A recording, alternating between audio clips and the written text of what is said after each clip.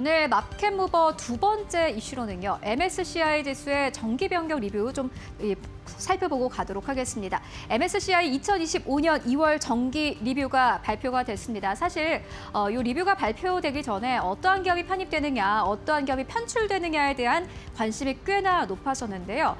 삼양식품이 그래도 편입될 것이다라는 기대감이 나왔습니다. 그런데 발표 결과는요.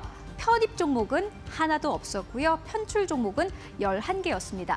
이에 대해서 삼성증권에서는 현실화된 충격이다라는 코멘트를 남기기도 했습니다. 어떠한 기업들이 편출되는지 잘 살펴봤더니 롯데케미컬이 있고요. 두 번째로는 포스코 DX, LG화학 우선주, 엔캠, LNF, 금호석유까지 보시다시피 특히나 실적이 꽤나 안 좋은 화학주가 대거 포함되어 있는 모습을 함께 확인하실 수 있습니다.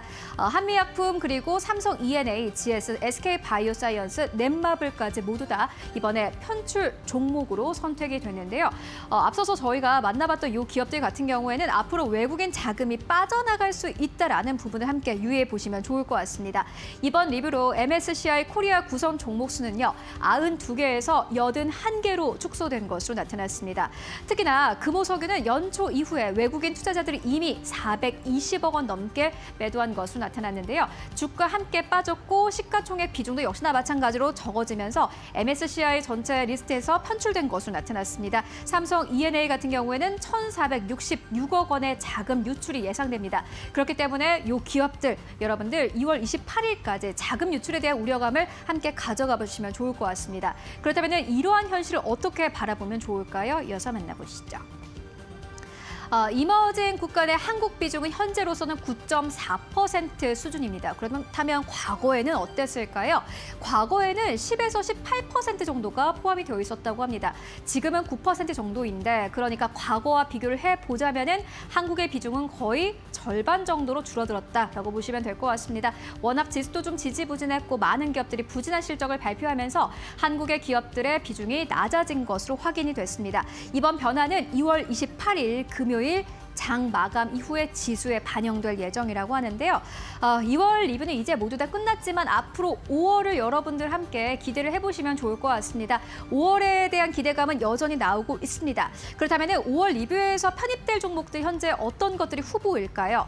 레인보우 로보틱스, 삼양식품, LRG 넥스원이 유력합니다. 다만 이렇게 유력한 세 가지 종목은 지금의 주가 수준이 기준이긴 합니다. 삼양식품은 특히나 앞서서 1월에도 2월에 MSCI 정기 변경에서 편입이 되겠지라는 기대감이 나왔지만 실제로 뚜껑을 열어보니 편입이 되지 못했습니다. 다만 이번에는 레인보우 로보틱스에 대한 기대감이 커지고 있습니다. 워낙 주가가 또 급등세를 보였기 때문인데요. 2월 11일 기준 편입 요건을 일시적으로 충족한 것으로 나타났고요. 향후 주가 흐름에 따라서 유력한 편입 후보로 거론되고 있는 것으로 나타났습니다. 레인보우 로보틱스, 삼양식품, LIG 넥스원까지 앞으로 5월에 MSCI 정기 리뷰 변경에서는 포함될 수 있을지 여러분들 함께 체크해 보시죠. 지금까지 두 번째 마켓 무버 만나보고 왔습니다.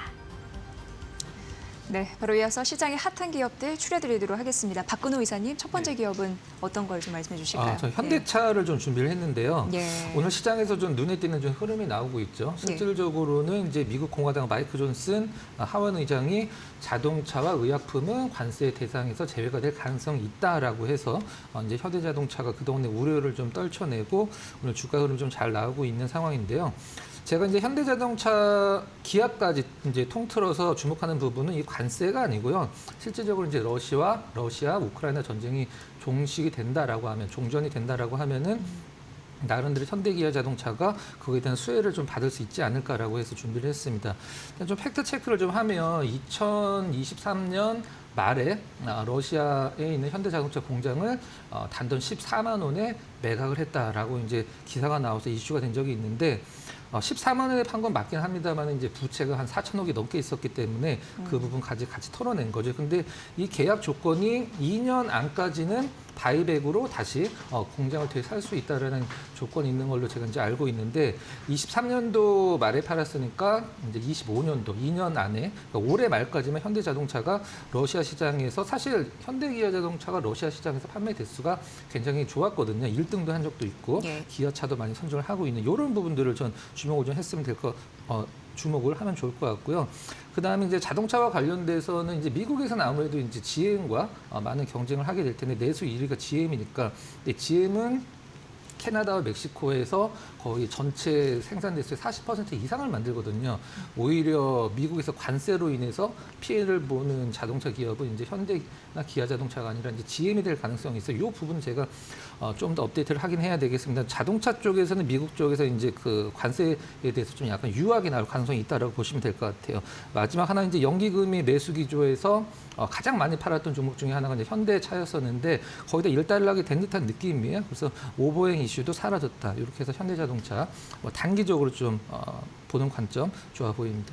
네, 앞서서 전쟁 피해주가 회복될 가능성 눈여겨봐야 된다라고 하는데 그중에 또 현대차가 들어가겠네요. 네, 살펴보시면 될 것 같고요. 최영지 전문가님은 어떤 기업 꼽아주셨나요?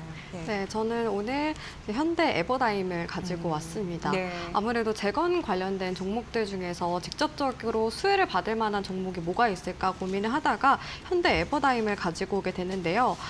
일단 오늘 아침부터 계속해서 이슈가 있었던 이제 재건과 관련된 이슈들로 인해서 오늘 한 8%대 올라가면서 상승세를 보였고요. 바닥권에 있는 종목은 아니지만 직접적인 수혜 가능성이 있다라고 제가 앞서 설명을 드렸잖아요. 특히 현대 에버다임 같은 경우에는 우크라이나 에너지 건설 업계와 함께 협력을 강화하고 있는 상황입니다. 현대 에버다임이 지금 우크라이나 쪽에서 드릴 크레인 트럭을 추가 공급해서 계속해서 복구 시장을 공략하고 있는 상황인데 이 장비 같은 경우에는 에너지와 건설 공사에 굉장히 적합한 걸로 알려져 있습니다. 거기에다가 2022년에는 테우콤플렉트라고 해서 우크라이나 특수 장비 제조업체와 협력을 하면서 계속해서 입지를 확대해 나가고 있는데요. 그런 만큼 저는 직접적인 수혜 가능성이 높다라고 판단이 돼서 현대 에버다임을 일단은 주목해서 보고 있고요. 실적에 대한 기대감도 있습니다. 작년 4분기 실적이 발표가 되는데 네. 영업이익이 굉장히 급증을 했어요. 1,500% 정도 증가를 한 것으로 알려져 있는데 영업이익이 123억 원 정도 기록을 했습니다. 그래서 전년 동기 대비 1,500% 증가한 것으로 나타났습니다. 이런 만큼 영업이익과 함께 매출액도 증가하고 있는 시점에서 실적 개선과 함께 그리고 이번에 재건에 대한 기대감이 반영이 되면서 추세를 이어나갈 가능성이 높다라고 판단이 돼서 가지고 왔고요. 차트적인 부분을 좀 설명을 드리자면 일봉상으로 봤을 때는 고점 부근이라고 판단하시는 분들이 많이 계실 것 같아요. 지금 이동평균선 121선을 타면서 상승 추세가 이어지고 있는데 월봉상으로 봤을 때는 사실 아직까지는 상방이 많이 열려있는 상황이라고 판단이 됩니다. 그런 관점에서 저는 추세가 살아있다고 판단이 돼서 현대 에버다임이 향후에 재건과 관련된 이슈가 있을 때마다 계속해서 부각이 될 가능성이 높지 않을까라고 생각합니다. 네, 이 종목이 한 달 전만 하더라도 건설 경기가 부진해서 숨고르기를 했었는데 치고 올라가고 있는 상황에 오늘 장중에 52주 신고가를 경신했더라고요. 17% 넘는 급등세로 12,000원까지 올라갔으니까 이 부분 참고해 보시고 현재는 고점 대비해서 약간 상승폭 좀 줄이고 있습니다. 자, 박근호 이사님 두 번째 기업 가보도록 하겠습니다. 예. 벽산 준비했습니다. 거의 개별주로 저는 처음 소개를 시켜드리는 것 같은데 예. 일단 벽산 어떤 기업인지 잘 모르시는 분들을 위해서 간단히 이제 개념만 설명을 드리면은 한마디로 이제 건축 자재 이제 우리가 보통 건자재 기업이라고 얘기를 하죠. 건축 자재 만드는 기업인데 주력 상품은 이제 그라스울이라고 보통 표현을 하는데 그라스울 단연제 이제 우리가 보통 유리섬유라 이제 시장에서 그라스울이라고 표현하는데 글래스울이라고 하는 게 더 맞는 표현이겠죠. 어떤 제품이냐면 아마 설명드리면 다 아실 거예요. 우리가 이제 어떤 건물을 지을 때 벽과 벽 사이에 이제 스펀지 같은 거를 이제 집어넣어서 단열 효과를 내는데 이게 이제 시장에서 왜 관심을 받을 수 있는지 잠깐 브리핑을 해드리면 가장 많이 소요가 되는 부분이 실질적으로 이제 물류센터, 창고 이런 데 가장 많이 들어가거든요. 근데 지금 이제 쿠팡이라든가 테무 알리가 국내에서 이제 물류센터를 신설을 하겠다라고 발표를 한 다음에 이제 실질적으로는 아직까지는 짓고 있는 부분은 없긴 합니다만 올해 알리와 테무에서 이제 물류센터를 확보하기 위해서 어떤 신축을 좀 예정 중인 것으로 알고 있어서 그에 대한 수혜도 있다라고 보시면 될 것 같고요. 이 그래스울 단열재와 관련돼서는 KCC와 좀 경쟁을 하긴 합니다만은 재작년에 벽산이 상당히 많이 좀 증설을 했어요. 그 부분과 관련돼서 작년에는 이제 벽산 실적 보시면 23년 대비해서 상당히 좋아졌거든요. 근데 주가 흐름은 거의 움직이지 않았기 때문에 올해 실적이 작년과 거의 좀 플랫한 느낌으로만 나와준다라고 하면은 지금 구간은 굉장히 좀 저평가 영역으로 해서 어떤 좀 이런 쪽에 관심 있으신 분들은 뭐 관심을 두시는 것도 좀 좋은 전략이라고 생각이 돼서 소개를 시켜드렸습니다. 네. 이게 이제 그동안 이야기가 안 나왔던 게 항상 전방 시장이 좀 좋아졌으면 좋겠다. 네. 네, 악화된 업황만 좀 회복한다면 이런 아쉬운 얘기를 1년 내내 네, 했거든요. 맞습니다. 네, 이제는 저평가 영역으로 불리니까 조금 달라지지 않을까. 분위기 쇄신되지 않을까 이런 느낌이 있습니다. 벽사 말씀해 주셨고요. 자, 마지막으로 최영지 전문가님의 기업 들어보도록 하겠습니다. 네. 네, 저는 네오이즈를 또 두 번째로 가지고 왔는데요. 네. 아무래도 게임주 같은 경우에는 작년에 업황이 좋지 않다 보니까 낙폭이 과대하게 나온 종목들이 많이 있습니다. 그런데 네오이즈가 오늘 신작과 관련된 소식이 들려오게 되면서 시장에서 부각이 되는데요. 네오이즈가 기존에 런칭을 했던 피해 거짓에서 이제 그 일부 스토리만 따와서 피해 거짓 서곡이 여름에 공개가 된다라는 소식이 들려왔습니다. 그러면서 오늘 진행이 됐던 소니의 스테이트 오브 플레이라는 행사에서 이 트레일러를 공개를 하기로 했는데요. 이에 따라서 신작 공개에 대한 기대감이 커졌다라고 볼 수가 있고요. 아무래도 게임주 같은 경우에는 신작 모멘텀이 굉장히 중요하기 때문에 오늘 7%대 상승세를 보이기도 했습니다. 그리고 네오위즈는 사실 업황이 좋지 않은데도 불구하고 영업이익 측면에서 굉장히 방어를 잘했다라고 생각이 드는데요.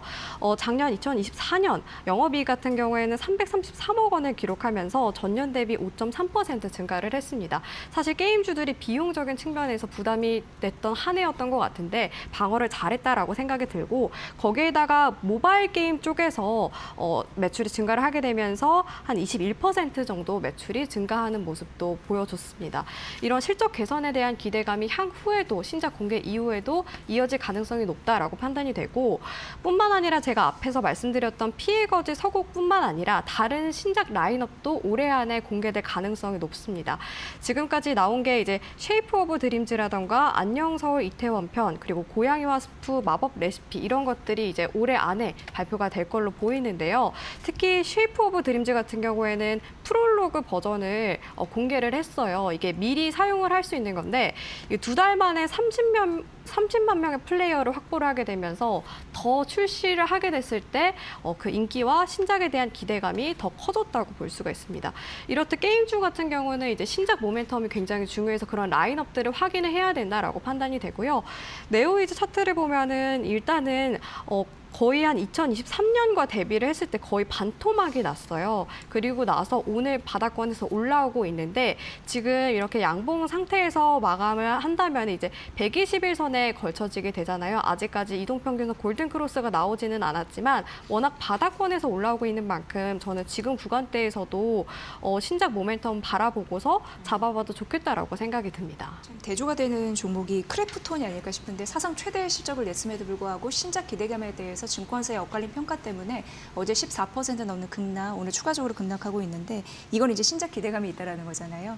네오위즈 앞으로의 반등력 잘 낼 수 있을지 여러분들 지켜보시면 될 것 같습니다. 오늘 이렇게 박근호 이사와 최영지 전문가 두 분과 함께 말씀 나눠봤습니다. 잘 들었습니다. 고맙습니다.